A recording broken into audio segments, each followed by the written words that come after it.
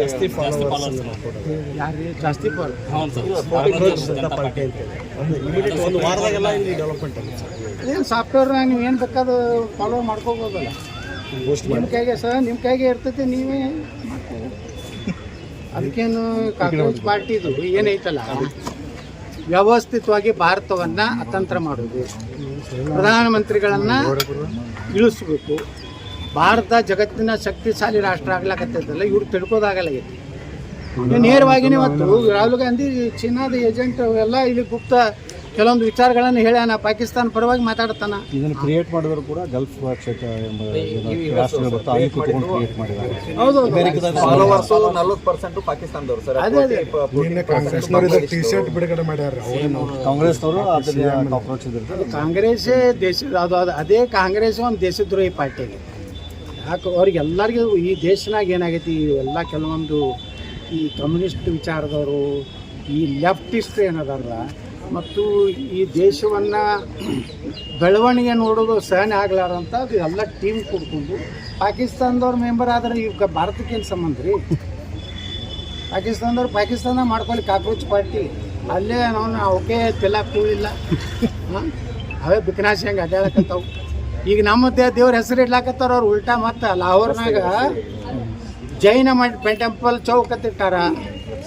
ನೀನೇ ನೋಡಿದ್ರಲ್ಲ, ಎಲ್ಲ ಯೂಟ್ಯೂಬ್ದಾಗ ಬರ್ಲಾಕತ್ತೈತೆ. ಅಲ್ಲಿದಿಂದ ಕೃಷ್ಣಾನಗರಿ ಅಂತ ಹೇಳಿ ಹೆಸರಿಟ್ಟಾರ. ಅಂದ್ರೆ ಲಾಹೋರ್ ಅನ್ನುವಂಥದ್ದು ಏನಿದೆಯಲ್ಲ, ಲವ, ರಾಮನ ಮಗ ಲವ ಕಟ್ಟಿದಂಥ ನಗರ.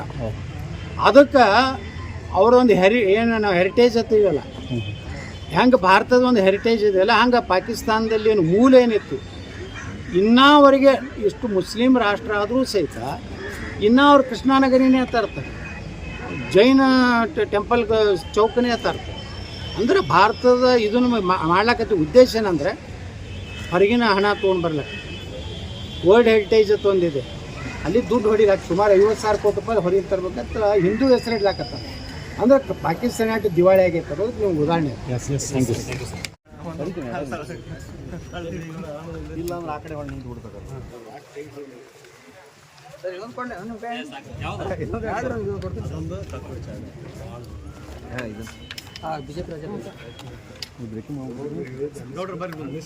ಇನ್ನೊಂದು ಸ್ವಲ್ಪ ಮುಂದೆ ಬರ್ರಿ.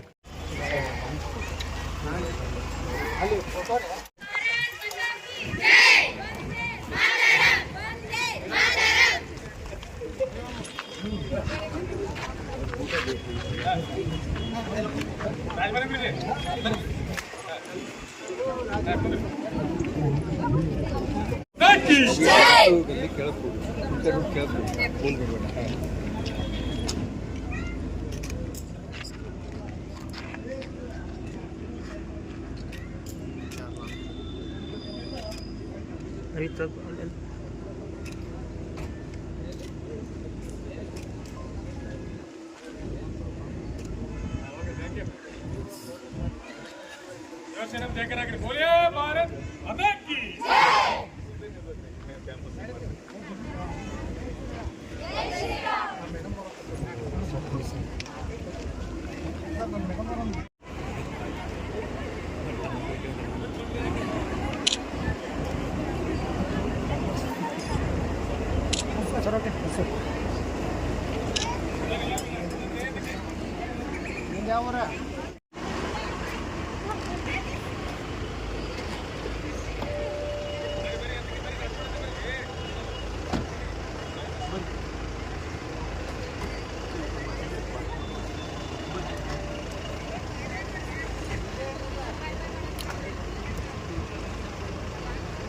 ಬನ್ನಿ.